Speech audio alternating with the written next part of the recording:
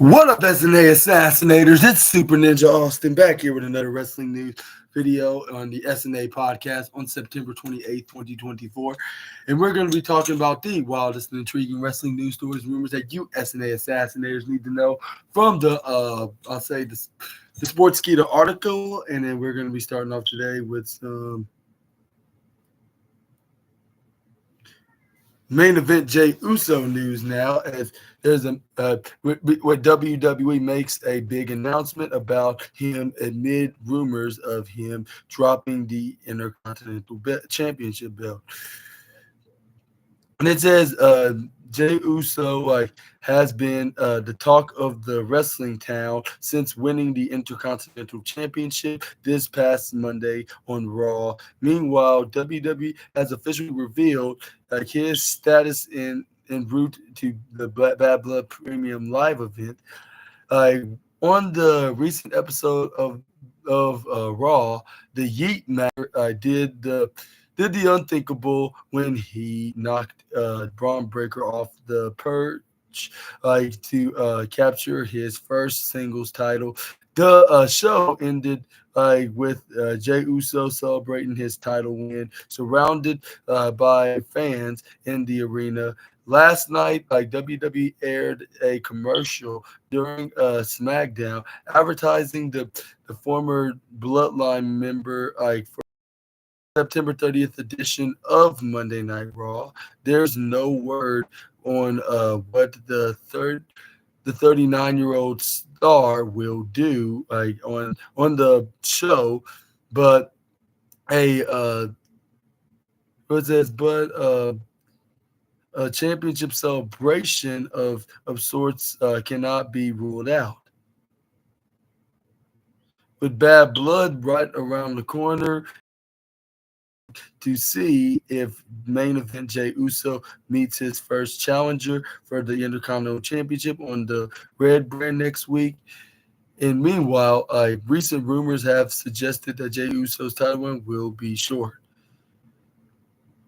And do you think, how long do you think Jey Uso's title reign will last? And do you think it'll be for a little while, or do you think it's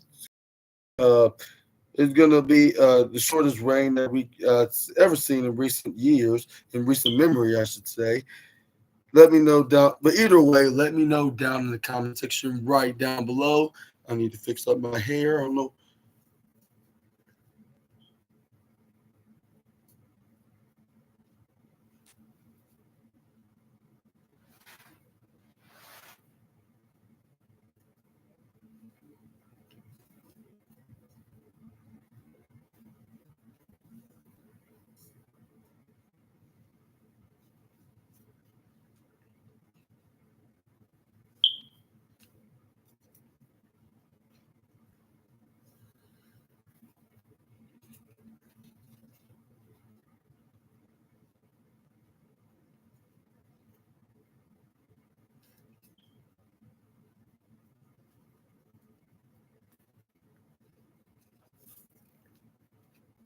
That's even much better. But yeah, either way, let me know down in the comment section right down below. What's your opinion on the matter? And do you think it'll be a lengthier reign, or do you think it's going to be the short reign than any reigns of Intercontinental Championship, even his own father's? Which I don't think that'll be the case, though. Maybe. I don't know. Yeah. How long ago will it be? Next Saturday. He just won it about 5 days ago. So yeah, it actually would be shorter than his dad's, only just by a day. Because didn't Rikishi held it out for 13 days, it said? Yeah. So yeah. Hopefully that won't happen. Hopefully we have more of a lengthier reign. Even if it's for a couple months, at least it's better than not being champion at all. Despite the long reign, it don't have to be like a Roman Reigns status championship reign in order for him to have that on his have a good resume as a singles champion. But let's move on and we look at the options, what could potentially happen with Braun. Well, maybe not at the moment, but yeah, you get what I'm saying. Jay.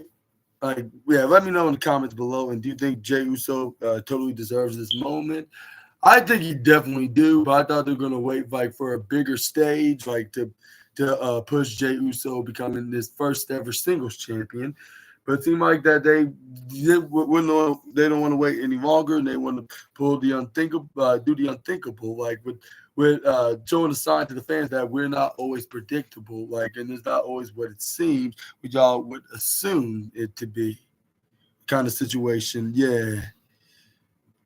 Which that's the one thing I noticed about WWE, like when it comes to trying to do big surprises, of course. But next up we got Braun Breaker news saying, is he done with Jey Uso? Like in an exclusive chat with 99.5 WKDQ, Braun Breaker said he's unsure about his future after losing the Intercontinental title to Jey Uso on the recent edition of Monday Night Raw.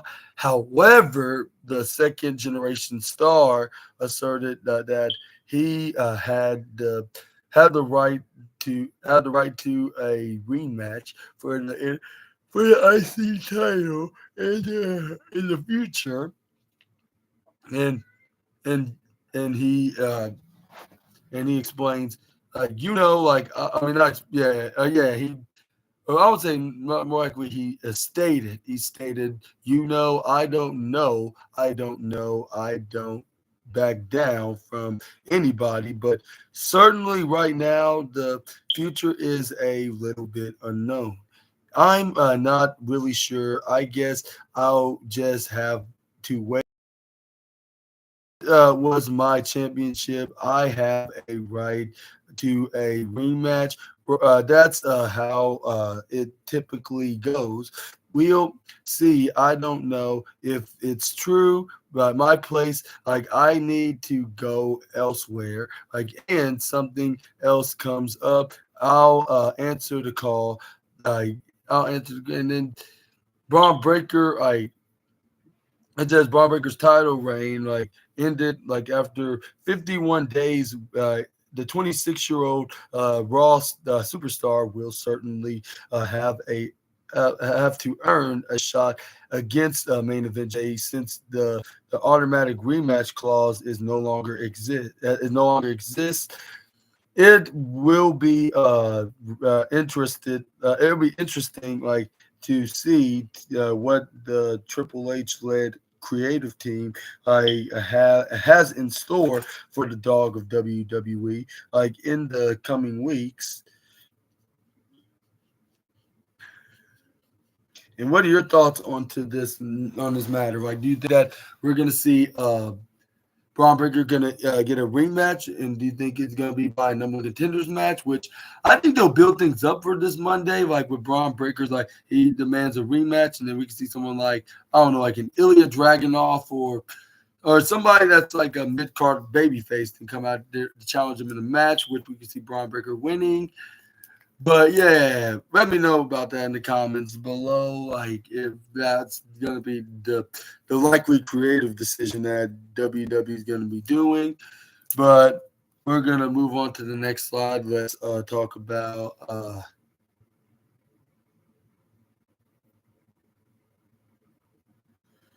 WWE makes a massive announcement for Bad Blood during SmackDown, like in top two stars added to the card.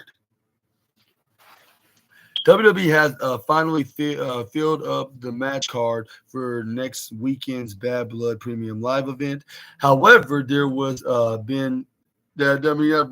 has been one more addition to the show.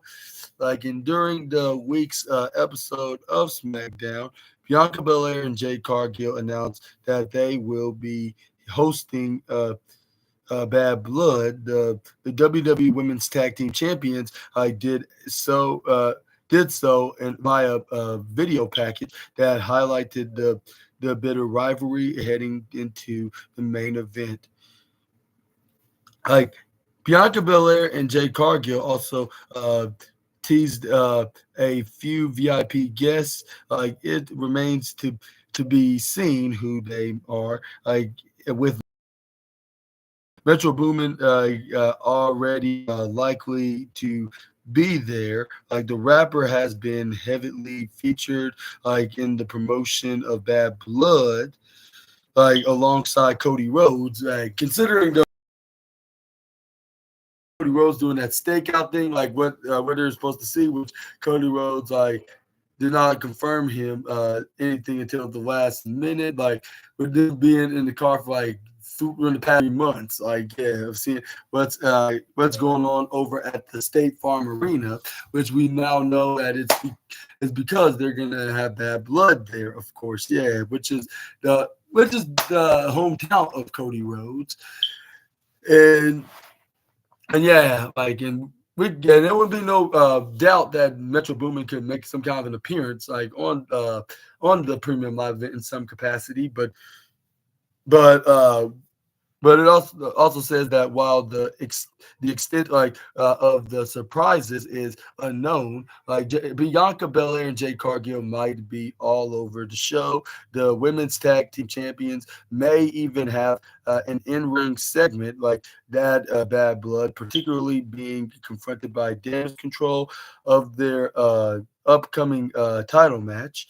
Like as for the in-ring action, like 5 matches have been confirmed, with Bailey earned a rematch against Nia Jax for the WWE Women's Tag Team Championship. Rhea Ripley has won for its Raw, uh, with Mommy Will challenge Liv Morgan for the Women's World Championship, like with Dirty Dominic Snare locked up in the shark cage above the ring. And Damian Priest will go face to face with what's his name Finn Balor, like with them going on the war, and then same with CM Punk, like in an intense rivalry against Drew McIntyre in the Inside Hell in the Cell, and then finally the main event will see Cody Rhodes and Roman Reigns will team up against the Bloodline Soul Sikoa and Jacob Fatu. A truly blockbuster evening awaits for us in just only 7 days away, like in Atlanta, like with Bianca Belair and Jay Cargill set to take us through it all. And and what are your thoughts on Jay Cargill and Bianca Belair going to be the hosts basically on the premium live event in next week, like about 7 days from now? And do you think they're gonna do a really extremely fantastic job, like being the host? And do you think they're gonna have some kind of a segment with Damage Control? Let me know down in the comment section right down below. But let's move on to the next slide. Let's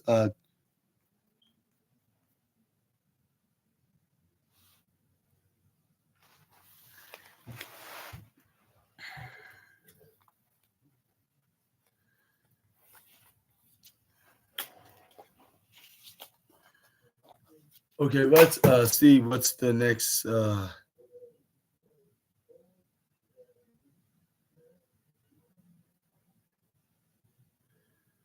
What's the next topic to talk about? Okay, we got current WWE champion has lost respect for LA Knight in following backstage incident during SmackDown. And this former particular WWE champion that they're referring to, he's actually the current, not former, the current WWE champion that they're referring to is not definitely not Cody Rhodes. And secondly, like he's not a WWE champion per se. He's the Speed champion. For y'all's information, like sometimes these articles can be a bit too confusing, but I thought I'd show some clarity, like in recent weeks. The current United States champion had an awkward moment like last Friday, like with it culminating like in a huge brawl, like on tonight's show. I mean, on last night's show. Like following his win over Andrade, like Knight refused to properly shake his hand, like instead going for a casual fist bump, like like this rubbed Andrade the wrong way, like who took issue like with the megastar's actions. Like things dove further on tonight's last night's WWE SmackDown. This article has been from yesterday. Why did I say tonight? Like I made a huge blunder there. Like I hope I hopefully I did not dusted some I didn't dust some wrong feathers for me with that tongue tie. But yeah, WWE SmackDown due to LA Knight's actions, he got involved in Andrade's to a backstage fight between the two. Like they have to be pulled apart from each other. Like following the incident, Andrade El Idolo and send a message tonight. The current WWE Speed Champion claimed they have a problem now, and that the megastar has lost his respect. And I totally forgot they did brawl when they went backstage. Like, yeah, apologize. Like I was not trying to linger around onto that topic of talking about what had just happened when I was recapping it yesterday. But I'm gonna give you some clarity on the matter, like onto this one as well. And I am so sorry for the inconvenience onto that matter. But now I'm talking about right here. Luckily, I have these wrestling news to fall back on. Like if there's anything I missed, I'm gonna correct myself and talk about it on the next day. Even though this is more in the news rather than being a review video, like me recapping it. Which I'm kind of doing it right here, but I'm being more going inside the matter, like what's the status of it, like what's going to be, what could potentially could happen next, like after this this rivalry does after this rivalry begins, like what to expect, what's going to transpire. But anyways, like this is what the former United States champion had to tweet out, like to the current United States champion. First, you refused to shake my hand like a real man and champion. LA Knight. Second, like you interfered with my business, and because of you, I could. Now we have a problem. You totally lost my respect. And it remains to be seen, like how the issue between Andrade and LA Knight gets involved on WWE SmackDown, as a heel turn might be possible for either star, like as their relationship continues to get worse.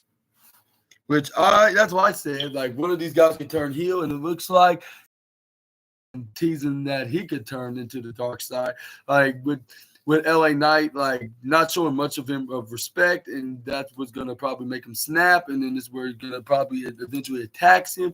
Like if LA Knight does get involved in his business again, and this is where we can see a very intriguing rivalry between these two.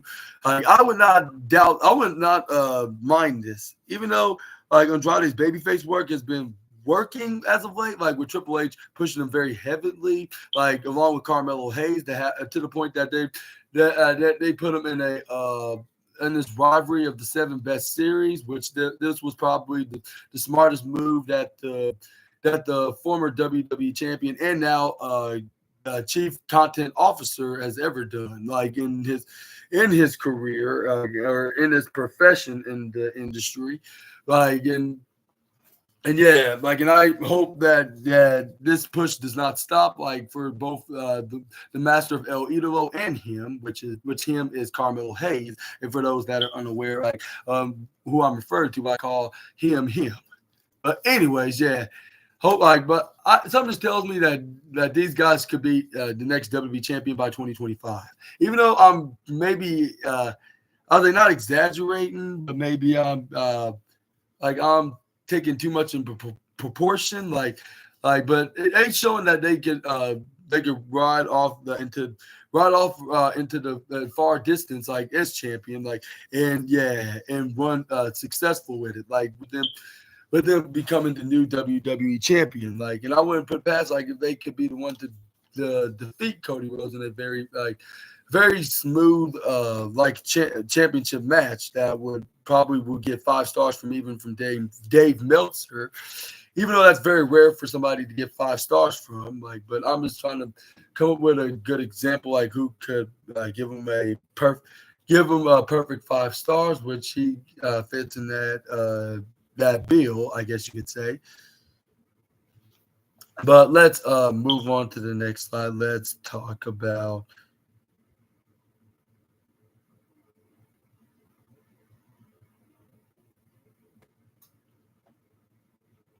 We got Triple H bringing bringing 3-time WWE champion back to the company after 4 years is possible, says the veteran. Says a veteran, I should say.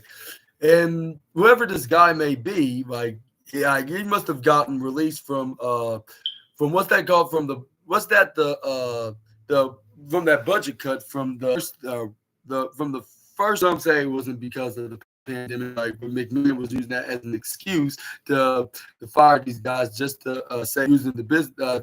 Half the business money is not half. I'll say more likely like quarter of it, like for as hush money, like to his the ladies that he had affairs with, of course. But anyways, we're gonna venture into this into the story, like where they